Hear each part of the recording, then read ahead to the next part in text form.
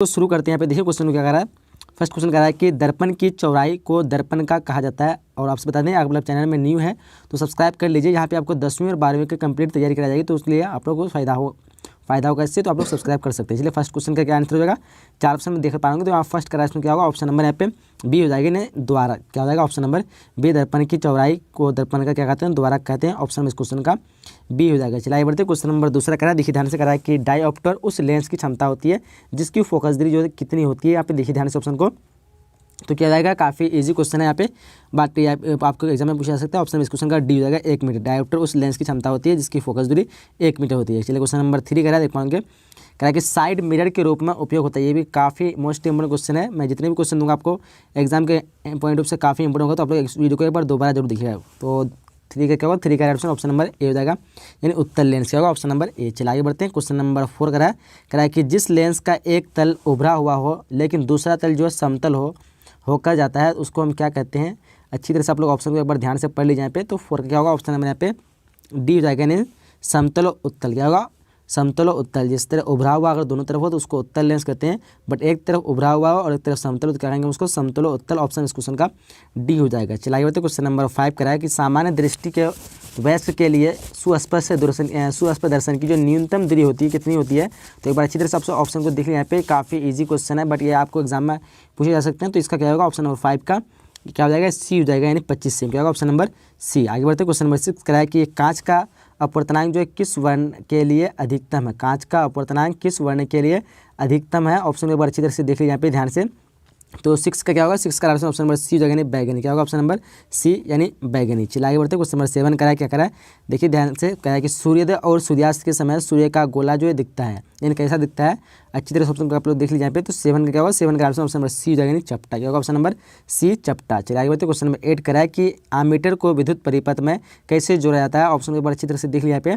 तो 8 का option number A होगा, श्रेणी क्रम। क्या होगा, ऑप्शन नंबर ए, श्रेणी क्रम। चलिए आगे बढ़ते हैं क्वेश्चन 9 करा है कि किसी विद्युत बल्ब का क्या कहते हैं अनुमानतांक 220 वाट है। 120 वाट के जब उसे 110 वाट मीटर पर प्रचलित करते हैं तब इसके द्वारा उपयोग क्या कहते हैं उपभोक्त शक्ति कितना होती है। तो एक बार अच्छी तरह से आप लोग ऑप्शन को यहाँ पे ध्यान से पढ़ लीजिए।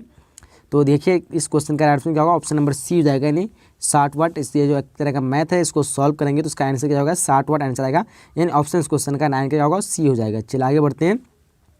आइए क्वेश्चन नंबर यहाँ पे क्या करा है, 10वां हाँ 10 क्वेश्चन करा है किसी कुंडली का प्रतिरोध ज्ञात करने का सूत्र है। किसी कुंडली का प्रतिरोध ज्ञात करने का कौन सा सूत्र है। एक बार अच्छी तरह से आप लोग यहाँ पे ऑप्शन को देख लीजिए यहाँ पे ध्यान से ऑप्शन को। तो यहाँ पे राइट ऑप्शन की बात करेंगे तो क्या हो जाएगा, राइट ऑप्शन यहाँ पे हो जाएगा ऑप्शन नंबर 10 का बी हो जाएगा, आर बराबर V/I, यानी V बराबर RI होता है। तो यहाँ पे आर बराबर V/I दिया हुआ है। तो यहाँ पे क्या होगा, ऑप्शन नंबर इस क्वेश्चन का बी हो जाएगा। चलिए क्वेश्चन नंबर 11 करा है कि लंबाई बढ़ाने से तार का प्रतिरोध जो क्या होता है। लंबाई बढ़ाने से तार का प्रतिरोध क्या होगा, बढ़ता घटता है, कोई प्रतिरोध नहीं होता है, या फिर इनमें से कोई नहीं। तो क्या हो जाएगा, ऑप्शन नंबर ए हो जाएगा, यानी बढ़ता है। चलिए क्वेश्चन नंबर 12 करा कि विद्युत जनित गतिमान चुंबकों के किस प्रभाव पर आधारित है। एक बार अच्छी तरह से ऑप्शन को आप लोग पढ़ लीजिए यहाँ पे। तो क्या जाएगा, 12 का ऑप्शन नंबर ए होगा, यानी विद्युतीय। क्या होगा, विद्युतीय। चलिए आगे बढ़ते क्वेश्चन नंबर 13 करा कि यदि किसी नरम लोहे को धारावाहिक कुंडली के गर्भ में रख दिया जाए तो क्या बनता है। तो यहाँ देखिए ध्यान से ऑप्शन को, तो काफ़ी इजी क्वेश्चन हो सकता है आप लोगों के लिए। क्या होगा, चुंबक बनता है, यदि चुंबक, यानी ऑप्शन इस क्वेश्चन का बी हो जाएगा। 13 क्या होगा, ऑप्शन नंबर बी। चलिए क्वेश्चन नंबर 14 करा है कि सौर कुकर के लिए कौन सा दर्पण जो सर्वाधिक उपयोग होता है, यानी सबसे अधिक उपयुक्त है सौर कुकर के लिए। तो ऑप्शन को आप लोग अच्छी तरह से ऊपर ध्यान से पढ़ लीजिए यहाँ पे। तो 14 का क्या होगा, ऑप्शन नंबर यहाँ पे सी जो है, अवतल दर्पण का इस्तेमाल होता है सौर कुकर के लिए। तो ऑप्शन क्या होगा, सी हो जाएगा। चलिए आगे नेक्स्ट क्वेश्चन बढ़ते हैं। उसके बाद क्वेश्चन नंबर 15 क्या करा देखिए ध्यान से करा है कि ग्लोबल वार्मिंग के लिए उत्तरदायी है, यानी कौन जो ग्लोबल वार्मिंग के लिए उत्तरदायी है। ऑप्शन को एक बार अच्छी तरह से देख लीजिए ध्यान से। तो 15 का क्या होगा, 15 का ऑप्शन नंबर सी हो जाएगा, CO2। क्या होगा, ऑप्शन नंबर सी, CO2। चलिए क्वेश्चन नंबर 16 करा है कि सौर कुकर में भोजन पकाने के लिए जो है किस ऊर्जा का प्रयोग किया जाता है। एक बार अच्छी तरह से ऑप्शन को देख लीजिए ध्यान से। तो 16 का क्या होगा, 16 का ऑप्शन नंबर बी हो जाएगा। क्या होगा, ऑप्शन नंबर बी, यानी सौर ऊर्जा। क्या होगा, ऑप्शन नंबर बी, सौर ऊर्जा। चलिए आगे बढ़ते हैं क्वेश्चन नंबर 17 करा जिस अभिक्रिया में क्या कहते हैं अवक्षेप का निर्माण होता है उस अभिक्रिया को क्या कहा जाता है। एक बार अच्छी तरह से ऑप्शन को आप लोग देख लीजिए। तो 17 क्या होगा, 17 ऑप्शन नंबर बी हो जाएगी, अवक्षेपण अभिक्रिया कहते हैं उसको, अवक्षेपण अभिक्रिया। चलिए क्वेश्चन नंबर 18 करा है देखिए ध्यान से करा है कि 2Mg + O2 = 2MgO, ये जो रासायनिक समीकरण किस प्रकार का है। एक बार अच्छी तरह से ऑप्शन आप लोग देख लीजिए यहाँ पे। तो देखिए यहाँ पे राइट ऑप्शन की बात करें तो 18 का ऑप्शन नंबर बी हो जाएगी, यानी संतुलन रासायनिक समीकरण। क्या है, एक संतुलन रासायनिक समीकरण है, यानी दोनों तरफ बराबर है। ठीक है। इसको अगर आप कहेंगे तो संयोजन भी कह सकते हैं, बट यहाँ पे संयोजन आपको उदाहरण में नहीं दिया हुआ है कि संयोजन का मतलब होता है दो पदार्थ आपस में जुड़ करके एक नए पदार्थ का निर्माण होना। यहाँ पे Mg मैग्नीशियम और ऑक्सीजन दोनों आपस में जुड़ता है, तो यहाँ पे संयोजन नहीं है, बट यहाँ पे संतुलन आपका दिया हुआ है कि दोनों तरफ बराबर है।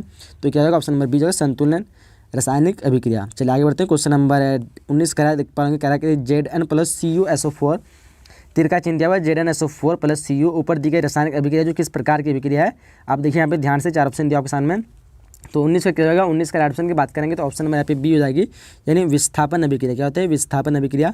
ये विस्थापन अभिक्रिया इसलिए होता है, अगर पढ़े होंगे तो अच्छी तरह से ध्यान होगा आप लोग को कि Zn और Cu यहाँ पे जो Zn जो Cu से अधिक क्रियाशील है, जबकि ये इसको हटा करके विस्थापन का मतलब ये होता है हटाना, एक जो दूसरे उसको हटा करके उस स्थान पे अपना स्थान ग्रहण करना। तो ये Zn क्या करता है, Cu को हटा देता है, जबकि Cu को हटाने के बाद ZnSO4 से अभिक्रिया करके ZnSO4 एक से क्या कहते हैं यौगिक बनाता है, बाद में Cu जो अलग हो जाता है, यानी इसको हटा देता है। तो इस तरह अभिक्रिया हम क्या कहते हैं विस्थापन अभिक्रिया, यानी उसके स्थान को परिवर्तन कर देना। तो जो भी अधिक अभिक्रियाशील वस्तु मतलब क्या कहते हैं पदार्थ होगा यानी तत्व होगा, वो अगर दूसरे कम क्रियाशील तत्वों को हटा देता है, ऐसी अभिक्रिया हम क्या कहते हैं विस्थापन अभिक्रिया। तो ऑप्शन इस क्वेश्चन का बी हो जाएगा। क्वेश्चन नंबर 20 करा है संगमरमर का रासायनिक सूत्र क्या है। ऑप्शन के बाद अच्छी तरह से देख लीजिए यहाँ पे। तो क्या होगा 20 का ऑप्शन की बात करेंगे तो ऑप्शन नंबर यहाँ पे सी हो जाएगा ना CaCO3। चलिए आगे क्वेश्चन नंबर 21 करा है कि जल में अम्ल मिलाने पर जो हाइड्रोजन आयन की मात्रा में क्या परिवर्तन होता है। ऑप्शन को एक बार अच्छी तरह से आप लोग पढ़ लीजिए यहाँ पे। तो क्या हो जाएगा 21 का ऑप्शन नंबर ए हो जाएगा, बढ़ती है। क्या हो जाएगी ऑप्शन नंबर ए हो जाएगी। क्वेश्चन नंबर 22 करा है, क्या करा है देखिए ध्यान से, निम्न में कौन दुर्बल अम्ल है। आप देखिए ध्यान से, दुर्बल अम्ल पूछ रहे हैं यहाँ पे। तो 4 ऑप्शन जैसे आप लोग देख पा रहे होंगे यहाँ पे। तो राइट ऑप्शन की बात करेंगे तो 22 का राइट ऑप्शन क्या होगा, ऑप्शन नंबर यहाँ पे डी हो जाएगी ना CH3COOH। ये क्या है एक दुर्बल अम्ल है। दुर्बल अम्ल के आप लोग पहचान बता दें कि जितने भी यौगिक मतलब क्या कहते हैं अम्ल होते हैं जो घरेलू इस्तेमाल होते हैं, यानी जो प्राकृतिक अम्ल होते हैं, वो सभी अम्ल क्या होते हैं दुर्बल होते हैं। जैसे नींबू का रस हो गया, उसके बाद क्या कहते हैं जितने भी खट्टे पदार्थ हुआ जो कि फल सब्जी से निकलता है, ऐसे पदार्थ क्या होते हैं दुर्बल अम्ल होते हैं। बाकी जो अपने से बनाया जाता है रासायनिक वाला अभिक्रिया के कारण, जैसे HCl हो गया बनाया जाता है, H2SO4 ये बनाया जाता है, HNO3 ये सब क्या होगा सबल अम्ल हो जाएगा, ठीक है। और बाकी CH CO3 ये जो है ये एसिडिक अम्ल है जो कि आपको सिरका में मिलता है, जो कि अपने प्राकृतिक अम्ल है। तो अधिकतर प्राकृतिक अम्ल जिसमें कार्बन की मात्रा हो वो सब क्या कहलाते हैं दुर्बल अम्ल कहलाते हैं, ठीक है। जितनी भी कार्बनिक अम्ल होगा उसको ये भी कह सकते हैं कार्बनिक अम्ल को हम लोग क्या कहते हैं दुर्बल अम्ल कहते हैं।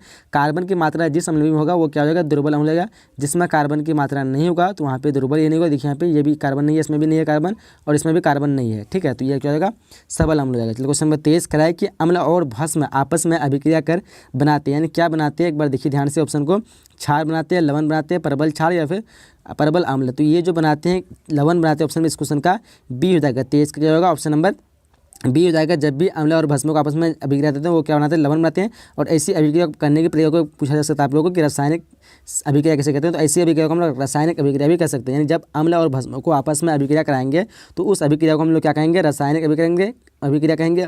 और रासायनिक अभिक्रिया के दौरान जो क्या उत्पन्न होता है तो लवण उत्पन्न होता है और साथ में जल उत्पन्न होता है, ठीक है।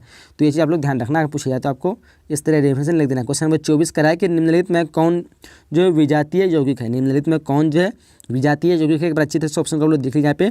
तो क्या हो जाएगा 24 का ऑप्शन नंबर यहाँ पे डी हो जाएगी, प्लास्टर ऑफ पेरिस जो है क्या है विजातीय यौगिक है। चलिए आगे बढ़ते हैं। क्वेश्चन नंबर 25 कराए एक धातु जो हथेली पर पिघलने लगती है, यानी इनमें से कौन सा धातु है जो हथेली पर ही पिघलने लग जाती है। तो ऑप्शन को एक बार अच्छी तरह से देख लीजिए ध्यान से।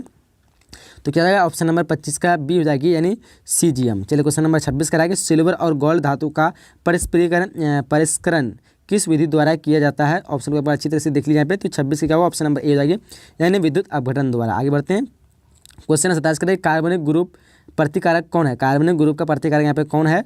तो ऑप्शन क्या होगा 27 का ऑप्शन नंबर यहाँ पे सी हो जाएगी ना COOH। क्या हो जाएगा COOH। चलिए क्वेश्चन नंबर यहाँ पे देख पा रहे हैं 28 का प्रथम कार्बनिक यौगिक यूरिया का संश्लेषण किसे ने किया था। ऑप्शन एक बार देख लीजिए ध्यान से यहाँ पे। तो 28 क्या होगा ऑप्शन नंबर बी जाएगी नहीं बोहर ने। चलिए क्वेश्चन नंबर 29 करा कि निम्नलिखित में कौन जो है सहसंयोजी यौगिक है। यहाँ पे कौन जो है सहसंयोजी यौगिक है। ऑप्शन को आप लोग अच्छी तरह से देख लीजिए। तो 29 का क्या होगा 29 का ऑप्शन नंबर ए होगा ना CH4 जो है क्या है सहसंयोजी यौगिक है। आगे बढ़ते हैं। क्वेश्चन नंबर 30 करा क्या है कि मैथिल अल्कोहल CH3OH का क्या कहते हैं IUPAC नाम क्या है IUPAC। तो यहाँ पे क्या हो जाएगा राइट ऑप्शन की बात करेंगे तो 30 का क्या होगा ऑप्शन नंबर ए हो जाएगा नहीं मेथेनॉल। क्या होगा ऑप्शन नंबर ए हो जाएगा। चलिए आगे बढ़ते हैं। क्वेश्चन नंबर यहाँ पे 31 करा, देखिए ध्यान से करा है कि मेंडलीफ ने अपने आवर्त सारणी तैयार करने के लिए कौन सा मापदंड अपनाया था। ऑप्शन एक बार अच्छी तरह से देखिए यहाँ पे। तो 31 का ऑप्शन नंबर सी जो है परमाणु द्रव्यमान क्या होगा, ऑप्शन नंबर सी। आगे बढ़ते हैं। क्वेश्चन नंबर 32 क्या करा, देखिए ध्यान से करा है कि वर्ग एक के तत्व क्या कहलाते हैं। तो काफ़ी इजी क्वेश्चन है, क्षारीय धातु कहलाते हैं। ऑप्शन इस क्वेश्चन का बी हो जाएगा। 32 का क्या होगा, ऑप्शन नंबर बी हो जाएगा। काफ़ी इजी क्वेश्चन, बट आपको एग्जाम में पूछा जा सकता है। आगे बढ़ते हैं हम लोग। क्वेश्चन नंबर 33 करा कि मनुष्य के उत्सर्जन तंत्र में होता है, क्या होता है। एक बार अच्छी तरह से आप लोग ऑप्शन को देख लीजिए यहाँ पे कौन सा अंग होता है। तो देखिए ध्यान से, तो राइट ऑप्शन की बात करें 33 का क्या हो जाएगा, ऑप्शन नंबर डी जो है इनमें से सभी होता है, यानी डी इस क्वेश्चन का राइट आंसर होगा। चलिए क्वेश्चन नंबर 34 करा कि पौधे प्रकाश संश्लेषण से इसे बनाते हैं, यानी किससे बनाते हैं, प्रोटीन, वसा, कार्बोहाइड्रेट, यानी इनमें से कोई नहीं।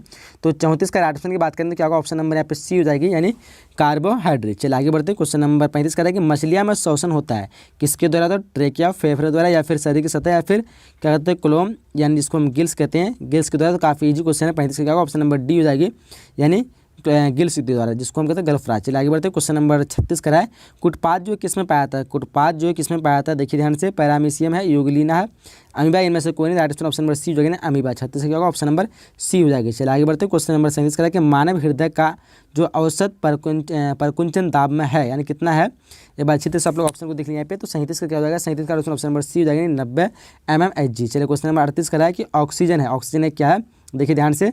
तो ऑक्सीजन क्या हो जाएगा, यहाँ पे वसा है, एंजाइम है, कार्बोहाइड्रेट, एक हार्मोन है। तो 38 का राइट ऑप्शन क्या हो जाएगा, ऑप्शन नंबर यहाँ पे ए हो जाना चाहिए, हार्मोन ही होना चाहिए। चलिए ऑक्सीजन बोल रहा हूँ, ऑक्सीजन यहाँ पे, ऑक्सीजन क्या है, एक हार्मोन है। चलिए आगे बढ़ते। क्वेश्चन नंबर 39 करा है हार्मोन स्रावित होता है, हार्मोन जो स्रावित होता है क्या होता है, देखिए ध्यान से, मतलब कहाँ पे होता है, कहाँ से। तो इनमें से 4 ऑप्शन दिया होगा। तो 39 का क्या होगा, 39 का राइट ऑप्शन नंबर ए हो जाएगा, अंतःस्रावी ग्रंथि से। आगे क्वेश्चन में 40 करा क्या करा है कि थायराइड ग्रंथि उपस्थित होती है, थायराइड ग्रंथि जो उपस्थित होती है कहाँ पे होती है, अच्छी तरह से ऑप्शन को पढ़ लीजिए यहाँ पे। तो 40 का राइट ऑप्शन की बात करेंगे तो ऑप्शन नंबर बी हो जाएगी, यानी ट्रेकिया के दोनों ओर। आगे क्वेश्चन में 41 करा है मानव मादा के जनन तंत्र का भाग नहीं है, ऑप्शन को एक बार अच्छी से देख लीजिए। तो 41 का राइट ऑप्शन की बात करेंगे तो ऑप्शन नंबर सी हो जाएगा ना, यानी शुक्रवाहिका, क्या हो जाएगा, ऑप्शन नंबर सी, शुक्रवाहिका। चलिए आगे बढ़ते। क्वेश्चन नंबर 42 करा क्या है पत्तियों द्वारा कायिक प्रवर्धन का उदाहरण है, एक बार अच्छी तरह से ऑप्शन को देख लिए। तो 42 का राइट ऑप्शन की बात करें तो ऑप्शन नंबर बी हो जाएगी, क्या हो जाएगा, ऑप्शन नंबर बी, यानी ब्रायोफाइलम। चलिए आगे बढ़ते हैं। क्वेश्चन नंबर 43 का है कि विभिन्नता का मुख्य कारण क्या है, 43 का राइट ऑप्शन क्या होगा, 43 का ऑप्शन बी जगनी अर्धसूत्री विभाजन। चलिए आगे क्वेश्चन में 44 करें कि मानव के लिंग गुणसूत्र कौन है। तो काफ़ी इजी क्वेश्चन पता होगा आपको, एक्स वाई है, नहीं ऑप्शन इस क्वेश्चन का ए हो जाएगा, क्या होगा, 44 का ऑप्शन नंबर ए हो जाएगा। सॉरी मानव की पूछ रहे तो मानव, तो ये भी एक्स भी हो जाएगा, यानी ऑप्शन इस क्वेश्चन का सी हो जाएगा, ए और बी दोनों, क्या होगा, ऑप्शन नंबर ए बी, मतलब ए और बी दोनों जाएगा, यानी ऑप्शन इस क्वेश्चन का सी हो जाएगा। चलिए आगे बढ़ते। क्वेश्चन नंबर 45 का ध्यान से सुनिए, क्या कहता है कि निम्न में से कौन एक जैविक प्रक्रम द्वारा अपघटित होने वाला पदार्थ है। देखिए ध्यान से ऑप्शन को आप लोग। तो 45 का ऑप्शन नंबर ए हो जाएगा, सूखे घास पत्ते, क्या होगा, ऑप्शन नंबर ए। चलिए क्वेश्चन नंबर 46 का है तालाब की आहार श्रृंखला में मछली किस स्थान पर है, यानी कौन से स्थान पर है, देखिए ध्यान से ऑप्शन को। तो यहाँ पे राइट ऑप्शन की बात करेंगे 46 का राइट ऑप्शन नंबर सी हो जाएगा, द्वितीय उपभोक्ता, क्या हो जाएगा, द्वितीय उपभोक्ता हो जाएगा, ऑप्शन नंबर क्वेश्चन का सी हो जाएगा। क्वेश्चन नंबर 47 का है कि निम्नलिखित में से किसे आप उपभोक्ता की श्रेणी में रखेंगे, और यहाँ पे ऑप्शन को एक बार अच्छी तरह से देख लीजिए ध्यान से। तो 47 का ऑप्शन नंबर सी हो जाएगा, जंगली जानवर, ये क्या है, उपभोक्ता की श्रेणी में आता है। बाकी हरे पौधे, नील हरित शैवाल और फूल पत्ती, ये सब जो है अपने आप मतलब दूसरे के लिए भोजन पैदा करता है। तो यहाँ पे क्या हो जाएगा, उपभोक्ता यानी जंगली जानवर लेता है, तो यानी ऑप्शन इस क्वेश्चन का सी हो जाएगा। क्वेश्चन नंबर 48 करा इनमें ग्रीन हाउस गैस कौन है, ऑप्शन नंबर अच्छी तरह से दिख लिया है। तो 48 का राइट ऑप्शन क्या होगा, 4 ऑप्शन में से राइट ऑप्शन की बात करें ऑप्शन नंबर बी हो जाएगा, कार्बन डाइऑक्साइड, क्या होगा, कार्बन डाइऑक्साइड, ऑप्शन इस क्वेश्चन का बी हो जाएगा। तो यहाँ पे हम लोग जितने भी इंपोर्टेंट क्वेश्चन थे मैं पूरी तरह से कंप्लीट करने की कोशिश किया हूँ। तो इस वीडियो को एक बार कंप्लीट दोबारा जरूर देखिएगा। मैं उम्मीद करता हूँ कि ये से अगला अच्छी तरह से तैयारी नहीं की है तो अच्छी तरह तैयारी हो जाएगी इस वीडियो की मदद से। तो चलिए यहीं तक वीडियो को समाप्त करते हैं। चैनल में नहीं तो जरूर सब्सक्राइब कीजिएगा। मिलेंगे अगले नए